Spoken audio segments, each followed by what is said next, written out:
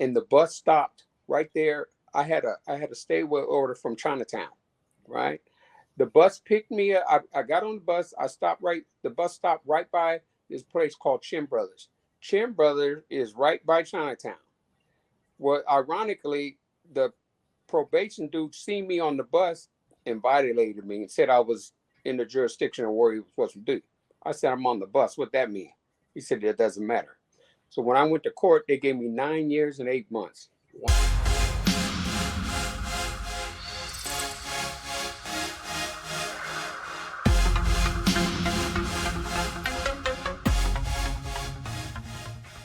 What's up, everybody? We are live. We are live on the LA Times. I thank you for stopping in, man. We got a special one today. We got my friend Joe right here. And before we get going, guys, I want you to hit the thumbs up, subscribe, and hit that notification bell. It helps people know about the channel. It tells YouTube that this is valuable. You want others to see it. Sends a message to YouTube. YouTube says, okay, the people are watching this. I want to send it out. So, man, Joe, thank you so much for honoring, giving me the pleasure of interviewing you, bro. Yeah, thank you. I really appreciate it. Man, how's this day going, man? Day's going pretty good. Got up and just got prepared what I need to do. You know what I mean? Got on my knees this morning and prayed, and I'm covered for the day. Awesome, Joe. Hey, Joe, before we get going, man, we got to do some icebreakers, all right? Yeah. We're going to do some icebreakers, man. This is just fun stuff, not necessarily spiritual. But, man, who, in your opinion, is the GOAT of all time? Singer, group, whatever, man. Who's the GOAT? The GOAT group? You mean groups? Groups or single? Both. Group. Well, back in the day, man, was Earth, Wind, and Fire on mine. You know what I mean? Earth, Wind, and Fire, War, those type of groups. I grew up in the old school. You know, those right there, man, that music right there takes you back because it always touched any kind of element of what was going on in your mind. You know what I mean? Yeah. Those were the GOATs for me. Yeah, man. War, I've seen them live a bunch of times when they were the OG group together, man. There's nothing like it, man. Yeah. Nothing like it. They were so good. And what about your single, a single performer? Who's the GOAT? My single performer always been Luther, man. You know. Wow. Wow. Luther, man, Luther take it back, man, him and Teddy, after Teddy after Teddy left that group, Teddy Pendergrass was good too. He came out with some stuff where always inspirational to, especially, just your mind, your body, and your soul, because, his voice always got to me. Yeah. So you like that smooth stuff, man. Yeah. See, we've had debates on this channel, Michael versus Elvis versus the Beatles. We've had all kinds of stuff. Usually Michael won everything. We had Michael versus Prince. Yeah. But those, what you're bringing up is you're bringing up class right there. A whole different thing, man. That's right. But with that, we're going to get going, man. And the first question, bro, we're going to get going, and I'm going to let you flow for the most part. How, where, and when did you grow up? How was it? How was your upbringing? Well, my upbringing was kind of dysfunctional a little bit. I'm not a native of California. I was born in Arkansas. Me and my mom moved out to California, Salinas, California, when I was 3 years old. You know what I mean?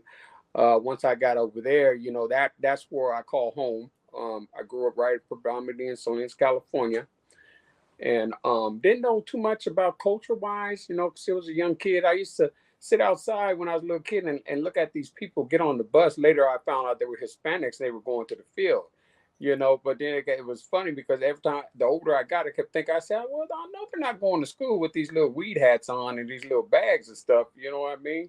So I grew up in Salinas, and when I grew up in Salinas, it was a lot of gang activity jumping off over there. Didn't stir too much onto the gang activities, but I had a couple of friends that were in the gangs. You know what I mean? I didn't participate in too much stuff. I would, we were just friends. At that time when I was growing up in Salinas, from probably from 60, probably went up from 3 years all the way up to 12, 13, I was almost talking Spanish because a lot of my friends were Hispanic, and I used to go to their house and mom used to talk to me, in Spanish. And then after a while, they would kind of tell me, I would understand what's happening and repeat back what's happening. You know what I mean? So, I was, it was a good experience for me. I continued to stay out there and, and it was kind of challenging because my mom met a gentleman, which is my brother's dad. He was a low rider. He also was a mechanic. Worked at out there on Abbott Street. At 60, he had a '67 Wildcat drop. You know what I mean? And he kind of started raising me pretty good. Back then, the TV went off at 12 o'clock. Back then, Dick Clark show.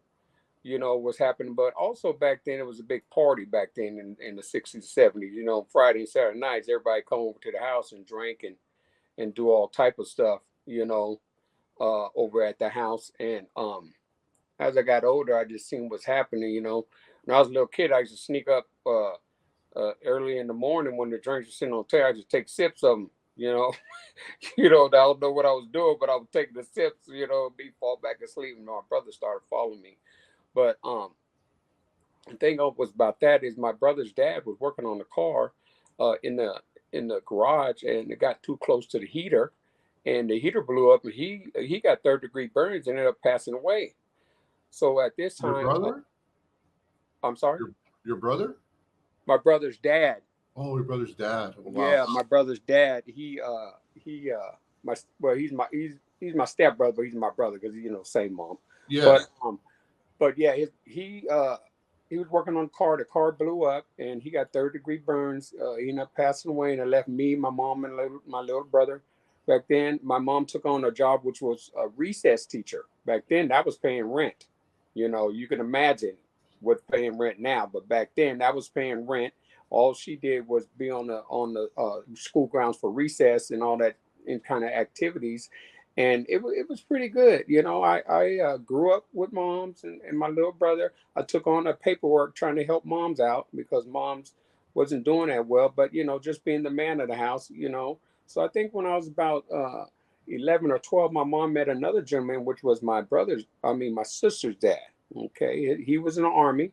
He also was a motorcycle dude.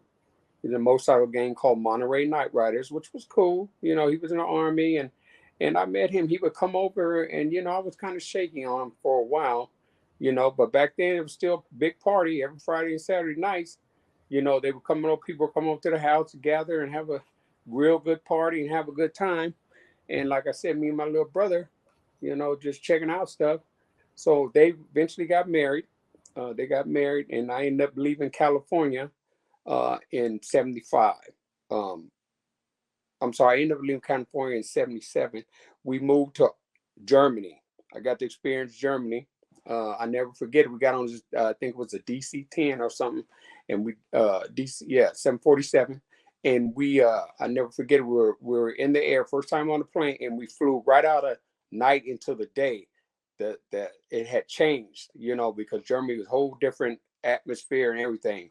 So we got to Germany, and it was a very good experience. I played football, ran track and played football. It was pretty good. I did Pop Warner out there, and then I ended up going to high school out there, and it was a big experience. Back then, they had the Berlin Wall was still up. I went to when I was in high school. Our field trip was the Munich Stadium. Got to see that, ran on it, experienced that. Um, That's and crazy. yeah, and back then the Cool. Autobahn was no speed limit, right? No speed limit. And guess what? The taxi was a Mercedes. So so we ride in luxury. The Gumi factory. I went to that. The Puma factory. So I was growing up kind of cool. With little life's experiences and stuff, and just honored to get to see stuff. So I ran track and played football over there. It was pretty good. We stayed over there probably a period of 3 years. Came back. He got stationed at Fort Ord. Went to Fort Ord. When I got to Fort Ord, I went to Seaside High. When I went to Seaside High, I ran track and played football. I was in the papers all the time. Um, for track records, football scrimmaging, things like that. And I had a pretty promising career, looking to be an athlete, And then other than that, hanging out with my friends, drinking, smoking weed, chilling, experienced cocaine, um, did all that and graduated from high school. The Hartnell Junior College is here out there in Salinas. I guess I had some scouts looking at me. He came and got me, even though he was from junior college. He came and got me, moved me in the house. I didn't have to pay no rent. As long as I played football, ran track, he didn't care. I didn't have to go to school if I didn't want to. Hold on, Joe. So we're back in California. Yeah, we're back in California now. So why was the move to California? What was we moved back to the whole California. family? We moved back to California because when you're in the Army and you go to a different state or anything, you only allowed 3 years unless you ask for another 3. So we stayed there 3 years, and my dad transferred back to California. Oh, cool. And Yeah. first initial thoughts of Kelly. What was your first initial thoughts? Initial thoughts when I was a kid or when I was older? When you first moved to Cali. When I first moved to Cali, like I said, I didn't know. I was a little kid. I mean, I was a little kid, and and coming from the country, when you're in the bushes and trees and all, it's a whole different thing. I mean, back then where I was coming from, they used to play bullfrog tag. That was the stupidest thing where they take the frog and it pee on you and you get worked. Hey man, you got to be extra quick to get away of that, Versus Cali, Cali was just a city life, music, loud, cars. I mean, it was a good experience for me. I never, never thought there was a world like that. But when I got to Cali, I see it was, Yeah. So now you're running track and all that. So now I'm back. I went to Hartnell College. I think this was like 82, 83. This is when I had just graduated. He came and got me. Went to Salinas, and like I said, it was a junior college, wasn't a big university or anything, but obviously he wanted me there, so I got there. He got me a job. He put me in a house, where I didn't have to really. He told me just where you can stay, don't worry about the rent. And I was like, okay, all right. Now at this time, right before that, my mom and dad was going to go move to Hawaii for 3 years. And I had to make the decision where I wanted to stay on my career, because my career thing was, I thought I was doing pretty good in track and football. So I chose to stay in Salinas. They moved on to Hawaii. When they moved to Hawaii, like I said, I ended up over there. I was doing real good, ran track, played football. And things were going real good. Like I said, I didn't have to pay rent. And then I remember one day after practice, I met up with my cousin. I hadn't seen him in a while. We were talking, and I told me we went to his house and we were checking back, and that's when he introduced me to freebase. So I freebase for a little bit. Now back, it's called freebase back then, but now they call it crack. Same difference. Same type of element. Just the drug has been tainted with for so long. What I mean, on the potency and all that stuff. So I was freebasing and running track and playing football, and ended up dropping out of school. When I dropped out of school, I ended up on Soledad Street in Salinas, California. Now, I don't know if anybody don't know anything about Soledad Street. That's Skid Row, Salinas. It's tent city, tents all up and down the street, drugs, alcohol, every drug you can find is down there.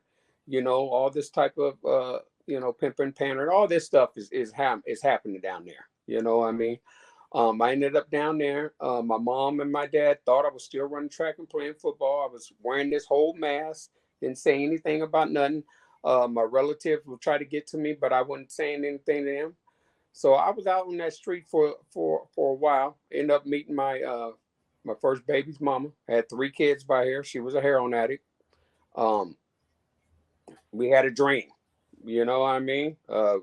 We smoked, and I smoked and she used to support our habits. Our kids practically grew up in a motel. So what happened was she ended up leaving me, and I ended up with both of my daughters and my boy. I learned how to cook, clean, and braid real quick. I had this stuff so embedded in me that I was having the bus come pick up my kids at the motel every morning. you know what I mean, to get them to school. And then when they went to school in the daytime, I would be down the block trying to make the money to keep the motel going. So I did this for a long period of time. I was really induced in my addiction. You know what I mean?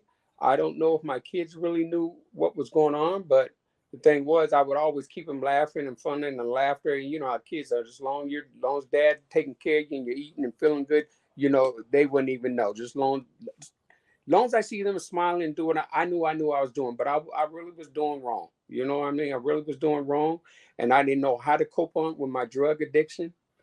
And so I don't know. Met another lady, had two more kids by her. I ended up with five kids, and just going down that path. You know what I mean? Just going down that path, not reaching out, not praying, not doing what I'm supposed to do because I'm caught up in this whole element. You know what I mean? Because it's like a different era. Everything was happening. My thing was make money, make sure the motels was paid for, and make sure the kid ate. I didn't care about anything else. You know what I mean? Was I doing the right thing? No. You know what I mean? Yeah, the kids were eating and they were properly clothed and all that stuff, but in the long run, I was still wearing this mask that was down inside me that I couldn't bring out. You know what I mean? You know what trips me out about that is during that freebase period, man, that at least deep down you had the sense to take care of your kids to make sure they were right, bro. That's Right. unusual. That's unusual. But Yes, it is. And that's what I always would ponder on that. You know what I mean? I would always, but I don't, as I see right now who my higher power is today, God was doing that. You know, he probably knew I couldn't see it, but he just had that little element in me just doing that, you know? So I continue to do that. And I end up getting I got a drug case for possession of sales. Uh I end up so I got the drug case. I ended up going to court. I had been going in and out of jail, frustrating so for quite some time. So the first time they told me when I got caught, they was like, "Well, you're looking at 15 years, blah blah." And I'm like, "What do you mean 15 years?" So I kept pressing it. Yeah, press it, press it. So what happened was I ended up getting a joint suspended, mhm. which was 9 years, 8 months, right? Wow. So I had been in the system so long, and they had seen me so long on that street. Every time I got picked up, I would get dropped off. I would get out of jail because it was all paraphernalia. It was nothing really. But this last time when I went to court, there was a judge named Price with the same name as me, and I remember him talking to me, and it was crazy. So when I ended up, this is what happened. So I got on the bus one day, and I was going to pick up my kids, and the bus stopped right there. I had a stay order from Chinatown, right? The bus picked me up. I got on the bus. The bus stopped right by this place called Chin Brothers. Chin Brothers is right by Chinatown. Well, ironically, the probation dude seen me on the bus and violated me and said I was in the jurisdiction of where he was supposed to do. I said, I'm on the bus. What that mean? He said, that doesn't matter. So when I went to court, they gave me 9 years and 8 months. Wow. They gave you that suspension. Yeah, they went on and gave it to me on the technicality because I've been in the system so long in Salinas and been escaping on little technicalities so long. I believe they made an example of me. You know what I mean? That's what and it was really ironic because my mind was still clouded, because when I went in and got the sentence, it was like, whatever, I don't care. But when it hit me 9 years, 8 months, when I was in the county jail, it was a whole different thing. So let me tell you, when I got on that bus, as they call it, the Grey Goose, going to prison, they ended up sending me to Delano. And that was the reception center then. So I went to Delano, and I never forget this. So I got off the bus. When I got off the bus, when you go to prison, you go off the bus, and when you come in the reception center, they make you strip down all the way down to your birthday suit. And I was really tripping because I seen these feet painted on the concrete. So I guess you're supposed to go stand there where you and just stand there. So I stood there, stripped down my birthday suit, and they do everything they want to do to down, whatever they need to do that now reality's kicking in. You know what I mean? And what really got me was when I got to the end of the line and they tell you to read the information and they say read this and sign. So what I was reading was my death, because at the end you got to sign for a toe tag.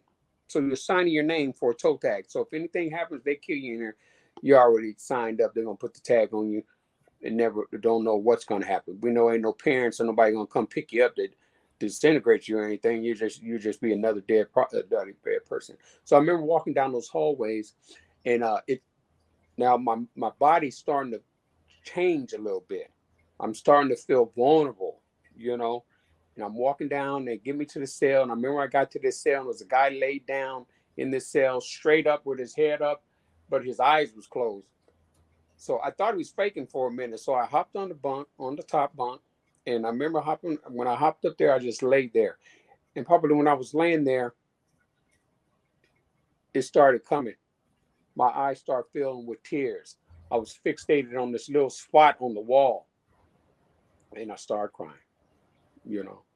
And I think that was the spirit of the Lord entering me right now to let me know that I'm not alone, that it's gonna be all right.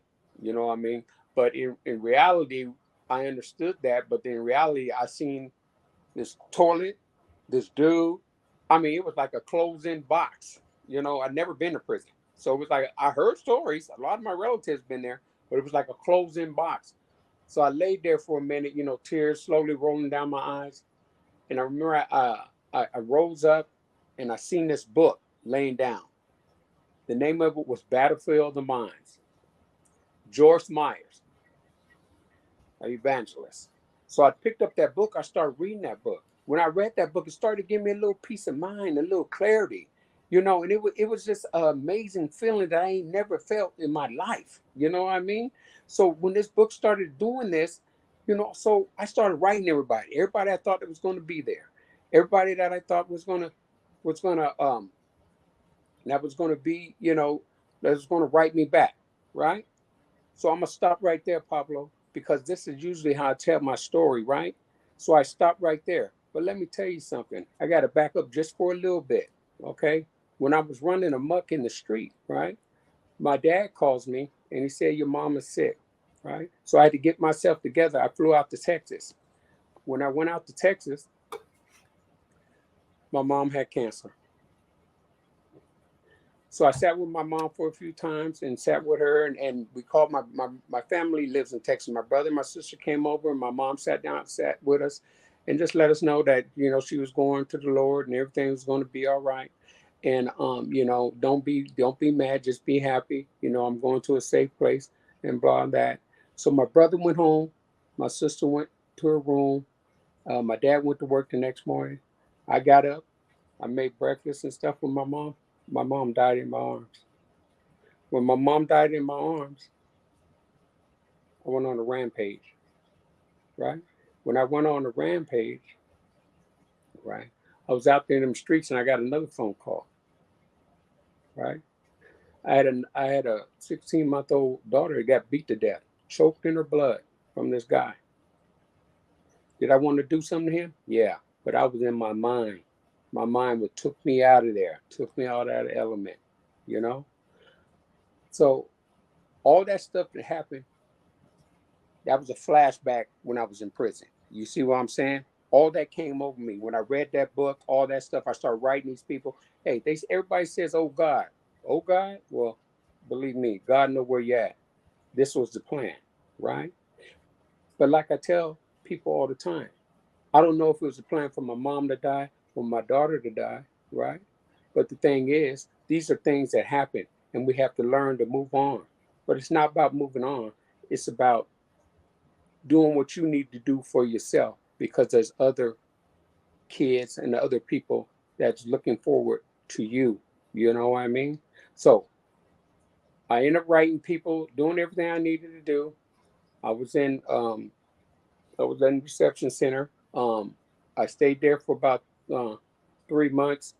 Ended up going to Solano. When I got to Solano, I was writing people. I would get letters. Everything seemed to go good. I was in a general population. I was in choir, you know what I mean? I was going to church, you know, but I also was just taking care of myself too. You know what I mean? It was not like, in prison they got a lot of cliques.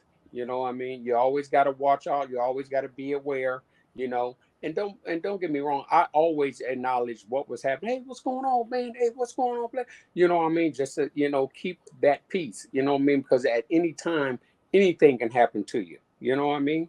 And I didn't hang with no specific group. You know, I seen a couple of my homies there from when I was in, from Salinas that were Nathaniels and stuff. You know, and I would pay a peace. You know, but it's not like you can hang out and do all that stuff. So when I got Solano, it was good. Everything was cool. And then I stayed there for about 3 years because your points dropped. So when my points dropped, I ended up moving, going to Corcoran, 2 miles wide, 5 miles long, biggest state penitentiary ever. You know, I ended up going there. There was there was it was called, it was Corcoran State Prison, but it was a SAD-F program. And what that is was a treatment facility, right? I remember when I got off the bus, it went down there, and I remember going in. I had to do my orientation, and what had me tripping was, uh, I remember I went in the pot. So he said your room's up there. So I went upstairs. They opened the door, but then I see you can lock your door. There's carpet, there are Cadillac bumps. I thought they had me in the crazy place. You know what I mean? I was like, oh, something's happened. So I went down and had my intake, and what I found out was it was called the Walden House Therapeutic Community. It was about drugs, alcohol, you know. So what happened was I got embedded in that. You know, still going to church, still doing what I need to do, working out, still, being accountable for whatever is happening, And what stuck out with me was emotional cartography. Okay. Emotional cartography is about mapping your emotions out and where it all started. You know what I mean? What happened? You know what I mean? Are you going to accept this?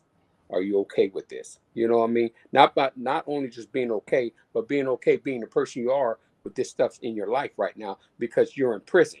You know what I mean? So it's not like you got to accept everything. You know what I mean? But then it ain't no problem to go ahead. You know what? Let me check this out because I've been going down these other wrong roads. Let me see if this can help. This can be something else I can keep knowledge in. So when I get out, something I can take with me. You know what I mean? So emotional cartography kind of like opened up a whole new element for me. So I remember one day I was on the yard. At this time, I already been down. I ended up doing 65 months. So I think at this time I only had already been down 4 or 5 years. So I remember I was doing my pull-ups, and we're on the yard. It's about 1,000 people on the yard, right? We're doing pull-ups, and what happens is they have a job fest, and different programs from different treatment facilities all over the world comes and they promote the programs around the yard. So I remember this lady. I was doing my pull-ups, and this lady said, "Hey, come on to New Life. Come on to New Life." And I'm like, "Hey, man, New Life." So I got off the thing, and I told my partner, I said, "Man, you hear that lady?" He goes, "Man, shut up, do yourself." I said, "Oh, no, man, I got to walk the yard because she was right here in my ear." Another sign of God. You see what I'm saying? 1,000 people on the yard, and you can just hear this one lady. So I got up and I walked the yard. And when I was walking around the track, it started getting clearer and clearer and louder and louder. And it was her. You know, I stopped and I said, "Hey, how you doing?" She goes, "My name is Donna, and I'm the coordinator for Blue Lights of Community Service in Santa Cruz. Um, when you get out?" So I give my date. She goes, "You know what? I can get you out 2 months early." What? She goes, "Yeah." She goes, "If you sign right here, I can get you out 2 months early. They'll pick you up and they'll bring you to New Life if you want to. If you want to." I said, "Yeah, you know what? I'm gonna sign up because I can hear you from way over there." She looks over there. She goes, "Yeah, way over there." She said, "Oh, you. Oh, wow." She looked at me. She goes, "That's God, man. That's all God right there. If you can hear me from way over there, Yeah. So I signed up, Pablo. I got out. I went to Santa Cruz. When I got to Santa Cruz, now this is the devil. I got to Santa Cruz. I called New Life. Nobody answered. So now I'm down at the bus station trying to figure out what New Life is, and I started getting frustrated and scared. Now I'm in I'm in the real world now. I don't know. I got this little gate money. I don't know what's happening. So what up? So I'm like, what the hell? So I go to this bus.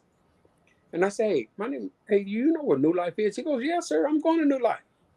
Man, I man, right now my heart's pumping real hard right there. So I get on the bus, they drop me off at New Life, and I got to New Life, man, and my life changed. My life changed, Pablo. You I went in scared me, there. bro. You scared me. I thought for a minute we're gonna go the other way, bro. No, I no, went no, no, backwards. no. My life changed, man. I went in the program. I man, I got to the program and I remember the first group came in was uh Narcotics Anonymous, man. They came in, they start talking about you don't have to use now to let you know I was clean all the way through prison. You know what I mean? Because I think I was clean all through prison because I didn't know what was happening where I was at, so I needed to be clean. You know what I'm saying? So if God just kept cleansing me, just let me know, I just rolled with whatever was happening.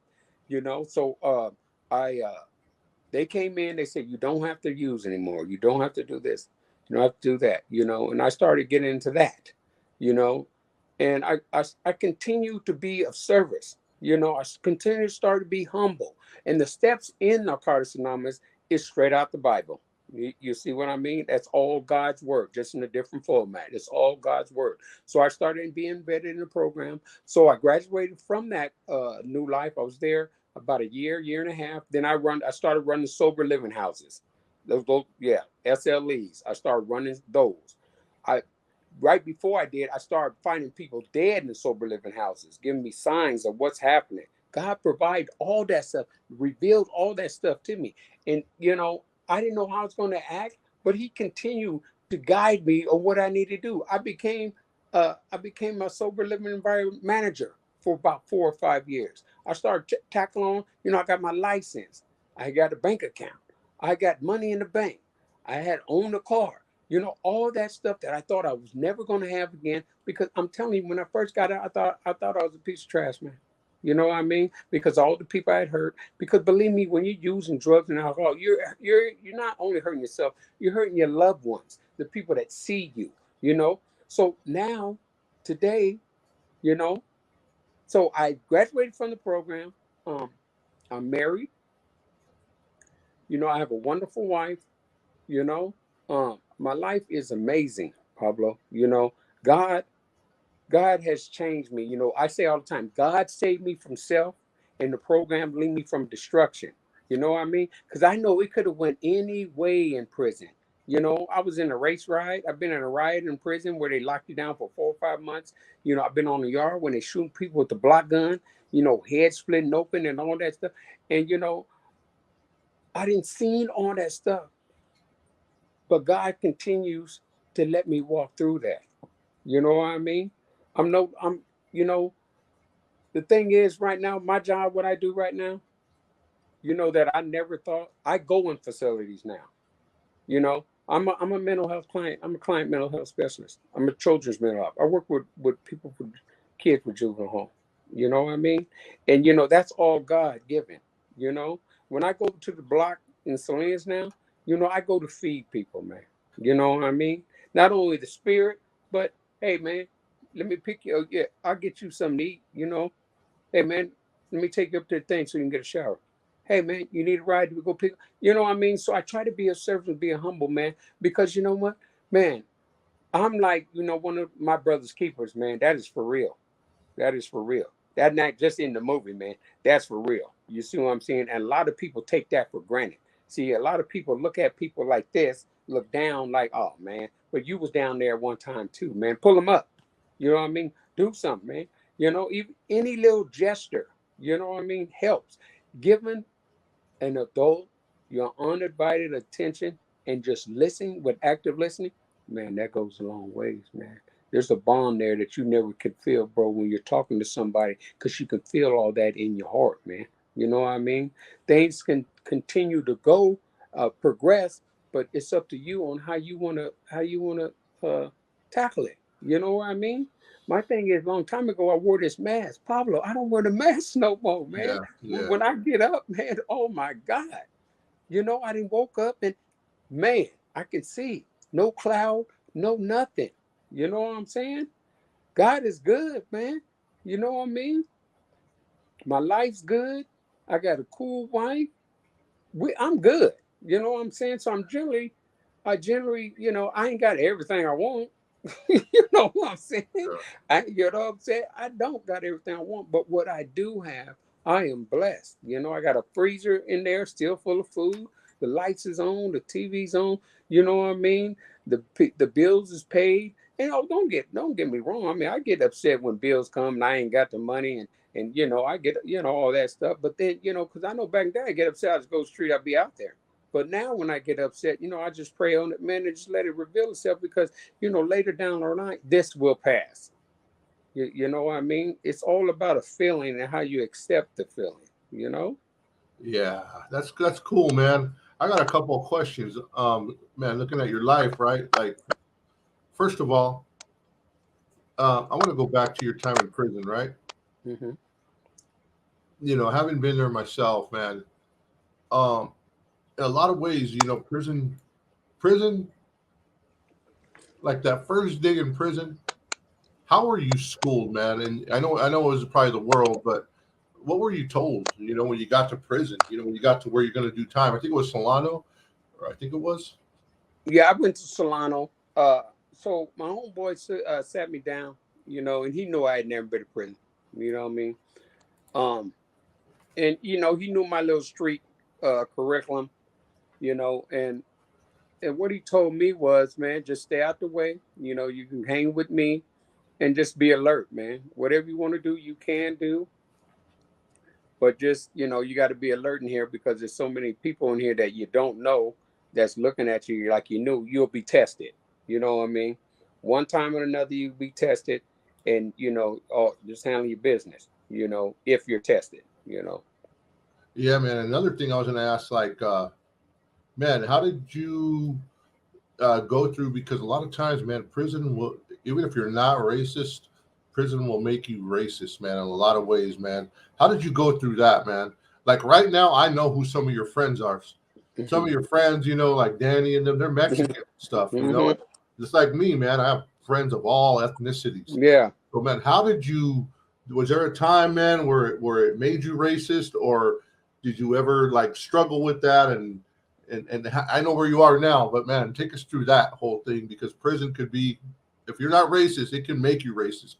Yeah. Well, when I was a kid, my mom was never prejudiced. You know what I mean? My mom, and she would explain to me. When I was a kid, I got called the N word so many times, would fight and all this stuff. But when I was in prison, yeah, sometimes you have to play that part. You know what I mean? Because they got skinheads and all type of people that are racist. That'll push you to that element where you have to be uh racist too. You know what I mean? But what I did really, Pablo, did a lot of praying, went to church, and I kind of like stirred away from that. You know what I mean? I wasn't too much in the element. I was hanging around a lot of blacks, of course, because you got to do that in prison. You Right. know what I mean? But I think my demeanor and the way I carried myself, you really couldn't tell whether if you got into it with me, I probably was gonna have my business or not. You know what I mean? So I was on the urge or the verge of just staying under that, and I think that was God too, because that was a long time I was in there. You know what I mean? And anything could have happened. I mean, don't get me wrong, I did get in two tussles. I got one with a eight tray gangster crip. He didn't like me because back then, you can do the sign language and stuff. And I was doing sign language to one of my boys, and he didn't know nothing about it, and he got all upset, and we had got into it, and I was good, everything, nobody got stabbed or whatever, luckily, which is a straight fight or demeanor, like, yeah, man, whatever you want to do, you know what I mean? But like I say, God carried me through that, man. You know what I mean? Because I could have, like I said, I've been in racial riots and all that. I've been on riots where we had to lay down on the ground, right? Where they came out shooting at block guns, shooting people because the 18th Street gang got into it with Salinas Northaniels on my yard out there, and they shut the whole yard down where they had to hog tie us in 100-degree weather and sat us out there, and we were out in that weather, man, for about 6 hours, man, sweating, all that stuff. So I think just thinking about what my mom told me about being prejudiced, not being prejudiced. Don't worry about it. They don't know, honey. She used to tell me all the time, just pray for them. My mom used to tell me all the time because they used to call me the N word all the time. And then being raised insolence around Mexicans. You know what I mean? Because to me, we're cultural. I mean, we got different cultures, but black and Mexican culture is almost like you know, I mean, kind of like the same because we got our own little different things, especially with the soul food and then the Mexican food and you know Yeah. all that other stuff. Don't start talking about food, bro. Man, bro, it fascinates me now. Now as a Christian man, and I see a lot of progress between brown and blacks, man, and Yeah, but I see others, man, tearing it down and not caring, yeah. man, and you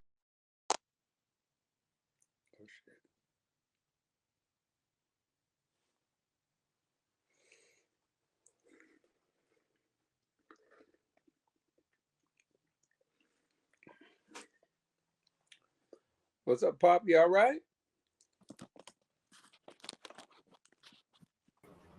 I'm sorry. No worries. I don't know how I clicked out. Oh man, but man, it just gets me now, man. Like I just like I have friends of mine of all ethnicities, and man, I see so much beauty in all ethnicities, man, and that's what I'm striving for, man. But I see, man, there's a new generation that doesn't care, man. And Oh man. what are your thoughts, man, on they call it race relations, but I call it ethnicities. What do you Yeah. what do you think? What can we do to build that, man? I know up north in Northern California, it's a lot better than Southern California. Yeah. But what are your thoughts, man? And what are answers? What are keys? Well, I think the answer is to that, man. Like I said, working with kids, man, you got to meet them on that common ground where they're at, man. You know what I mean? It's not about, hey, you do this, you that. It's about meeting them in that common ground, man. You know, invite them into the conversation, you know, on what you're talking about. You're not necessarily preaching, you're just talking to them. You know, you can be talking about Jordans, you can be talking about 501, whatever you're going to get them to get there and start talking. And then you can slowly plant the seed, man. You know what I mean? And I think that's why we got a lot of success over here in Northern California, especially with mental health. You know, I mean, in the real right on the outside world, when you leave out of your house or your building, they're killing each other back and forth. You see what I mean? And I think we need people on the corners, man. You know what I mean? I really think so, man. We got Victory Outreach out here. They do a pretty good job down in Chinatown, but Victory Outreach is not everywhere. You know what I mean? I think if we start spreading the word, it don't have to be the gospel all the time. We can get people like for me, Danny, like the Peace Warriors, you know keys of life. You know what I mean? Like I was telling D a long time ago, man. Because when I first met Danny, I met Danny on the park bench. I didn't know who Danny was or who he was. He had just got out, and my boy was giving him a ride. You want to ride? And we introduced like that, and then I started going to school. But the thing is, me and him talk all the time. And I think we need people on different corners going and teaching the parents what's happening because the parents don't know the lingo. Even if they got history, I get it. But if they don't know, they need to look at these signs that when your kid coming up, they see signs of the kid if they're going into a gang or if they're going to do something. You know what I mean? And what they need to do. I think the more we teach the parents and all the rest of them, I think it'd be better. At least plant a seed. You know what I mean? It will slow it down. We ain't gonna be able to stop it, but we can do a pause. We can slow it down a little bit. We can get a check out. You know what I mean? To see how it's going. But yeah, that's what I think. I mean, this has been going on for a long time, Pablo. And I know, like I said, when I got here in '63, it was going on then. So and then, man, now I'm 58, and it's 2022, and now it's a whole new generation. I mean, it's that the bigger the generation, the more newer the generation, the worse it gets. You, Yeah, you know what I mean? And it's like you ain't nothing happening. It's like the teaching is not there. Ain't nobody saying nothing. They're just rolling with it. man. Where are you now? Who, me? Yeah. Yeah, I live in What Hollister. area are you in now? I'm sorry. I live in Hollister right now. Okay, okay. All right, man. So what cities would be around there? So what's up around here is you got San Jose, you got Gilroy, and then you got Prunedale, and then you got Salinas. Yeah, Woo. Watsonville, Yeah, Santa Cruz. Yeah, man, bro. the 45-minute radius. All those towns are right there. You can hit the beach, the boardwalk, or you can hit the Monterey Aquarium. You know what I mean? And then if I want to go to a concert, or whatever, me and my wife can hit San Jose, 45 minutes away. Oh man, see. Man, one of these I got to bring you back to talk music. Yeah, What kind of that'll work. concerts you talking, man? I'm a music guy too. So Yeah, I love music. That's right. what do you and your wife like to go do, man? What concerts? Well, a lot of time we went to the Brentwood concert. Oh Brentwood, yeah, Uh, Brentwood, Jodeci. Who else was it? Uh, uh, man, it's been a while. But we go to oldie concerts a lot. We go to a lot of oldie concerts. Sometimes we hit up Ice Cube or Snoop Dogg on it, but we hit that oldie concert, man. We are in our element then. We chilling. You know what I mean? Cause when them songs come on, man, it just take you, man. It yeah, take you back. You know what I'm saying? yeah, And yeah, we be over at the San Jose Arena, man, just checking it out. Or the yeah. concert at the Concord Pavilion. There's a lot. A lot of them are leaving us, man. There's not a lot left. So Yeah, I Brentwood know. lasted a long time, man. My go to. I still want to see Al Green before he passes. Oh yeah, Al Green's the one too. But he Yeah, doesn't tour that often. He's taking care of his church, I guess. You yeah. know. But man, in closing, I have a few more things for you, man, and then Yeah. I'll let you go. Whatever you Okay. want to share, man. I'll get somebody from Gilroy right here tapping in. A lot of little messages. Let me go through these really quick, Mickey. Can you Okay. see them on screen? Can you see them? Yeah, I can see him. Okay. Let's Gilroy see. tapping Just, in. Yeah, I see it. just a few little, people are greeting and Oh, right greeting on. you and, just saying good morning and all that. Yeah, Um, it's nice. throwing them up. Just thank you guys for coming in and Yeah, thank supporting you us. guys. Yeah, Jehovah Armies, thank you, Rich, Vince. nice. Yeah, man. Gilroy Garlic Festival, somebody says. Okay, Hey, okay. so I got a few questions for you. Here we go. Well, not really, but um, no, you guys have a wonderful day, man, and I really, really, really blessed to have you, Pablo, and you guys have a good day. Thank you. If someone wants to get a hold of you, though, like maybe have you come out and speak or speak to their kids or something, how do they get a hold of you? Yeah, you can give them email. The email, you want to share it? You know it by heart? Yes, yes. My email is Joe H Price 63 at gmail.com. Joe H. Price 63 at gmail.com. His Correct. information will be down below. Guys, I want to thank you for tapping in. Hopefully I'll have Joe back, man, when we do our musical debates. We Oh have yeah. musical debates on this Yeah. channel, so be good, man. But hey, everybody, God bless you. Thank you for coming in. Be sure to get a hold of Joe, man, if you want him to come out, support him, support Keys to Live, Danny Contreras, all his buddies, all them, man. God bless you. Don't hang up, Joe. Yeah, I'm not. Don't hang up. Don't hang up.